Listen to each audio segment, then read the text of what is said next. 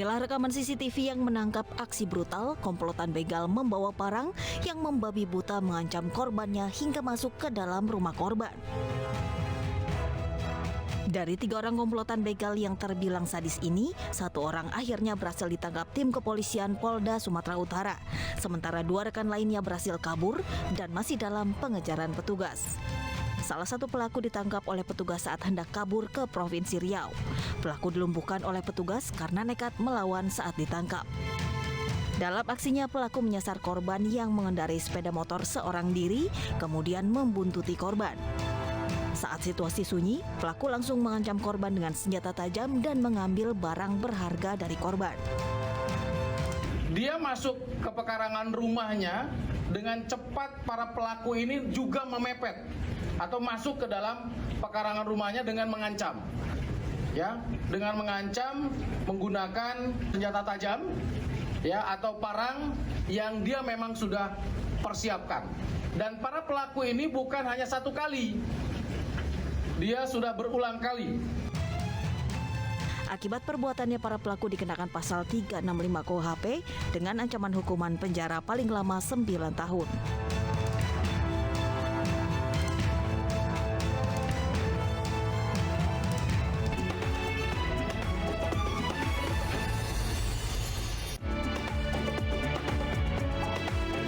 Selamat sore pemirsa, kita berjumpa di Newsroom, ruang memperdalam informasi yang aktual dan komprehensif. Saya Anissa Dasuki.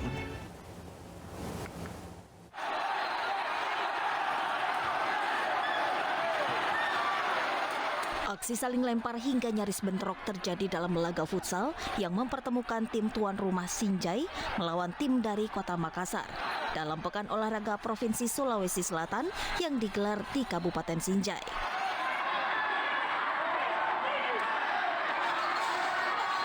Tim Kota Makassar yang sementara unggul dari tuan rumah membuat suporternya semakin bersemangat. Namun sebaliknya, suporter tuan rumah terprovokasi dan terjadi kesalahpahaman, sehingga sejumlah suporter emosi karena tidak terima dengan kekalahan 7-1. Walau dalam pertandingan tersebut mendapat pengawalan yang ketat dari pihak keamanan, namun petugas sempat kewalahan melerai kericuhan. Situasi tidak kondusif, kurang kondusif. Kami koordinasi dengan panitia bahwa panitia menghentikan kegiatan ini daripada berkelanjutan dengan korban. Mumpung belum ada korban. Ya, saya kira biasalah dalam sebuah pertandingan seperti ini ada provokasi-provokasi dari penonton, kemudian ada gesekan-gesekan antar pemain yang memancing antusias berlebihan dari penonton sehingga masuk ke lapangan dan terjadilah saya tidak menyebutnya keributan, bukan keributan sebenarnya. Ini adalah ekspresi biasa dalam olahraga. Polisi mengamankan seorang suporter yang dianggap menjadi pemicu terjadinya kericuhan dan meminta kepada panitia untuk menghentikan pertandingan. Presiden klub Arema FC Gilang Widya Pratama alias Gilang Juragan 99 mundur dari jabatannya. Namun demikian, Gilang mengaku akan bertanggung jawab terkait tragedi Kanjuruhan yang menewaskan 135 orang.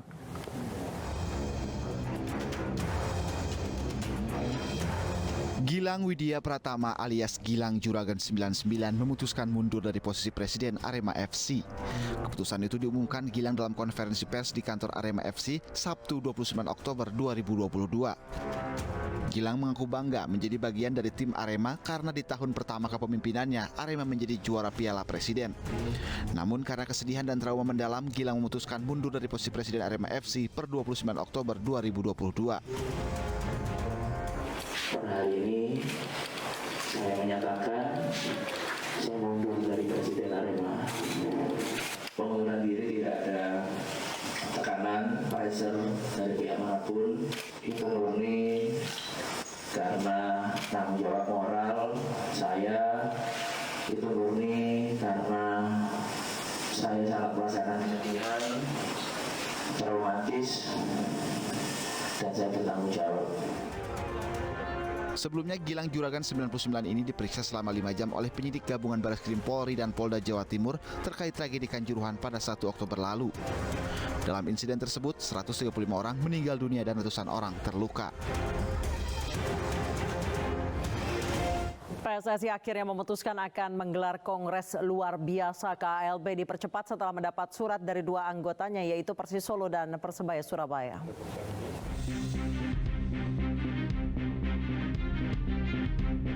Setelah mendapat desakan dari sejumlah pihak, PSSI memutuskan akan menggelar Kongres Luar Biasa atau KLB.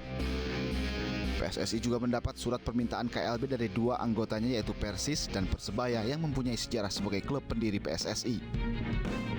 Keputusan mempercepat KLB disampaikan Ketua Umum PSSI Muhammad Iriawan atau Iwan Bule setelah menggelar rapat Exco Jumat kemalam. Biasanya, KLB baru terlaksana jika sekurang-kurangnya 2/3 dari jumlah voters anggota PSSI mengajukan permintaan secara tertulis. Namun, Exco PSSI memutuskan mempercepat Kongres Luar Biasa pemilihan dengan memperhatikan surat yang dikirim oleh dua anggotanya. Dikarenakan Exco PSSI tidak ingin terjadi perpecahan di antara para anggotanya dan karena Exco PSSI adalah mandataris yang dipilih oleh delegasi atau puter yang mewakili anggota PSSI. Dalam agenda KLB biasanya terdapat pemilihan pengurus PSSI baru termasuk Ketua Umum PSSI. KLB merupakan salah satu rekomendasi dari Tim Gabungan Independen Pencari Fakta Tragedi Kanjuruhan. Dalam laporannya, TGIPF menilai Ketua Umum dan jajaran Komite Eksekutif PSSI sepatutnya mundur sebagai bentuk tanggung jawab moral atas tragedi Kanjuruhan yang merenggut 135 korban jiwa.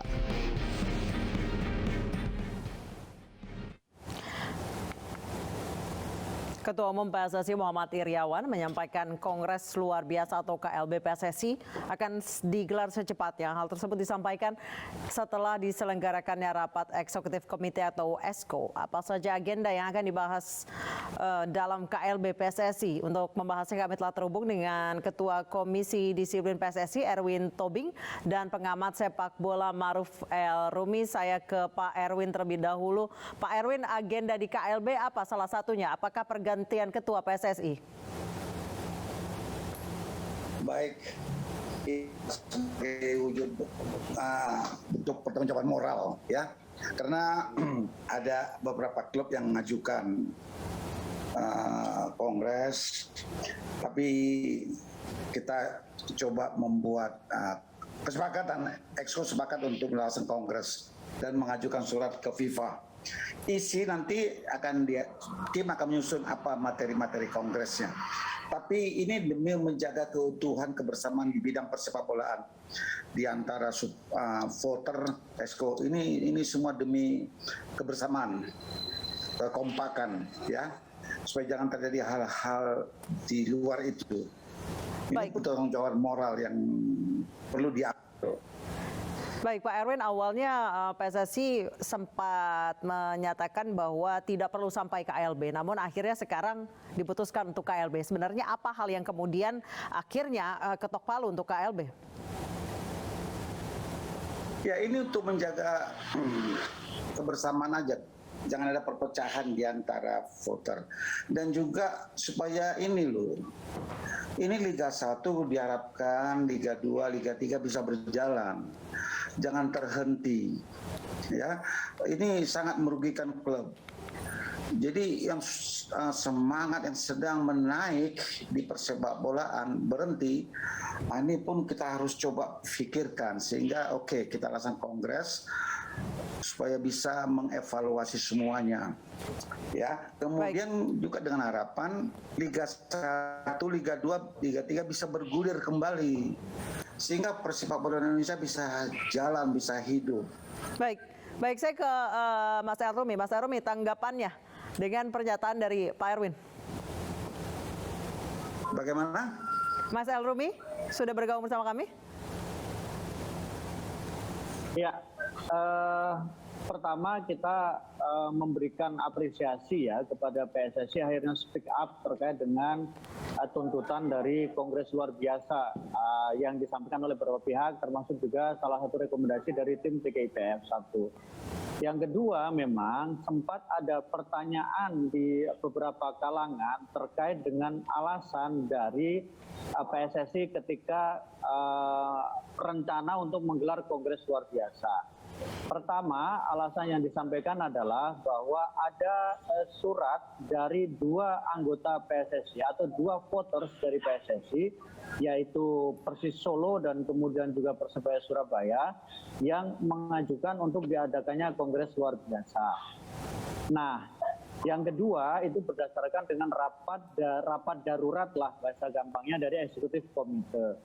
Nah, yang mungkin perlu kita tunggu adalah landasan ketika PSSI untuk menggelar Kongres luar biasa yang kemudian disampaikan kepada FIFA, apakah hanya berdasarkan 2 surat yang disampaikan oleh voters, dua tuntutan dari 2 permohonan yang disampaikan oleh voters, artinya itu masih di bawah 2/3 atau 50+1, atau berdasarkan dari rapat eksekutif komite.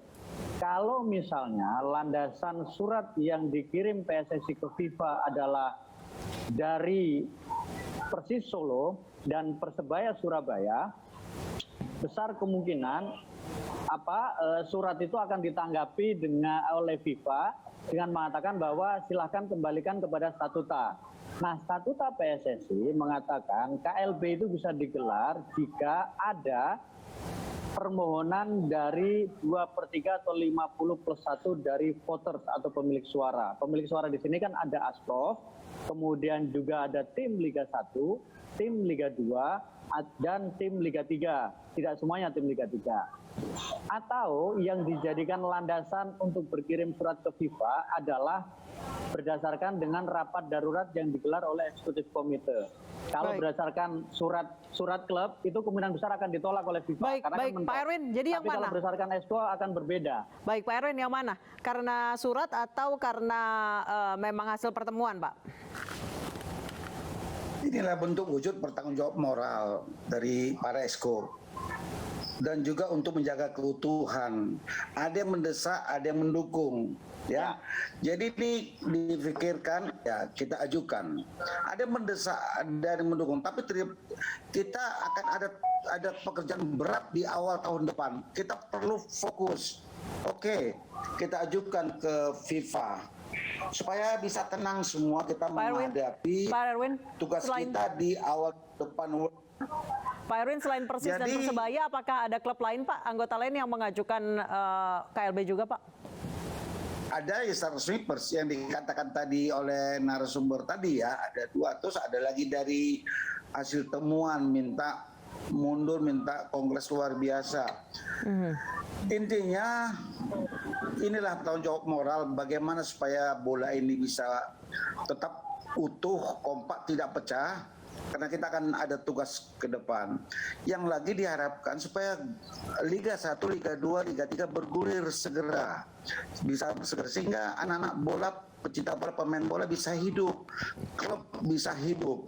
Kalau kita hanya sibuk dengan usulan sana mundur, kalau mundur apa selesai masalah? Tidak juga kalau mundur. Apa ketum mundur selesai masalah? Tidak. Ketum itu punya tanggung jawab. Saya akan perbaiki kekurangan. Tentu dia juga punya pemikiran. Bukan mundur berarti selesai persoalan. Bukan begitu. Ini bola, ya. Jadi harus pemikiran matang ke depan. Apalagi kita dipercaya menjadi tuan rumah World Cup. Tetap pikiran juga harus ke situ. Liga 1, Liga 2, Liga 3. Jadi kalau desak moral, ini adalah bentuk moral. ESCO kumpul, mari. Ada kesepakatan, udahlah kita ajukan kongres luar biasa. Nanti ajukan ke FIFA. Nanti apa materinya kita tunggu aja hari Senin. Apa materinya nanti ketum akan menjelaskan apa isi materi suratnya. Baik, Mas Elrumi. Tapi mohon dukungan lah. Iya, baik, mohon siap, Pak Erwin. Mas Elrumi, silakan langsung tanggapi. Jadi kalau memang landasannya dari ESCO, berarti ada potensi untuk bisa digelar. Tapi menurut Anda apakah akan ada pergantian ketua? Nah, gini, tetap kita kembalikan kepada mekanisme organisasi. Kalau kita bicara KLB berarti kan kita sudah bicara soal mekanisme organisasi. Nah, di KLB nanti itulah nanti ketika nanti KLB itu disetujui oleh FIFA atau direstui oleh FIFA, nanti di Kongres luar biasa itu akan dibahas apa aja materi yang akan dibicarakan. Satu, apakah memang perlu dilakukan pemilihan ulang atau justru tetap dipertahankan dengan untuk menunjukkan solidaritas. Kan itu tetap tergantung dari voters, karena yang punya kuasa voters. Ya. Kalau voters menganggap bahwa dalam situasi darurat misalnya perlu dilakukan penyegaran atau kemudian ada mosi yang tidak percaya, yang didukung oleh 2/3, baru kemudian KLB memutuskan untuk akan digelar pemilihan. Baru disitulah akan dilakukan tahapan-tahapan pemilihan. Karena harus dilakukan tahapan pemilihan. Ada syarat untuk ketua umum, syarat esko, sidang akan ditentukan kapan, dan sebagainya. Jadi tidak bisa ujuk-ujuk di KLB itu langsung dipilih, enggak, kan ada syarat-syaratnya. Nah, disitulah tahapan-tahapan itu harus dilakukan. Jadi kita masih harus menunggu.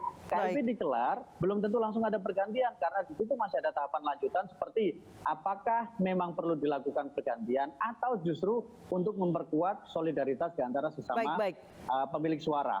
Baik, saya ke Pak Erwin. Pak Erwin, sejauh ini ada tekanan nggak sih Pak terkait dengan penyelenggaraan KLB? Oh, enggak ada. Di olahraga itu tidak ada tekan-menekan. Di olahraga itu diutamakan sportivitas, tidak ada tekan menekan. Tapi itu, jadi untuk kongres luar biasa tidak bisa ujung-ujung dan tidak bisa cepat. Karena nanti kalau disetujui akan dibentuk lagi komite pemilihan. Dipilih lagi komite banding pemilihan. Diadakan verifikasi.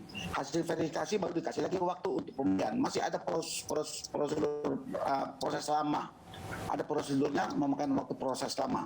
Kita tunggu saja, ya, kita tunggu saja. Tapi inilah niat ingsun, niat hati para esko sebagai pertanggungjawaban moral dan tidak ingin ada perpecahan di dalam voter, di antara voter ini. Yang punya suara ini kan voter, yang punya suara ini voter, harus kita hargai. Banyak yang dukung, banyak. Ada beberapa yang menolak, oke, silakan saja.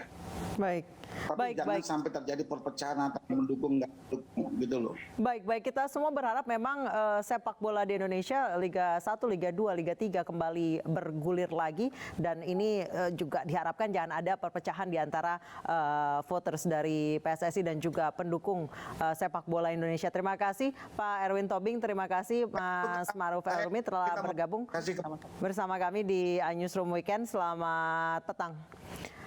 Pemirsa, usai jeda, sidang lanjutan Verdi Sambo dengan agenda pemeriksaan saksi akan digelar Selasa 1 November. Kami akan kembali dengan ulasannya usai jeda.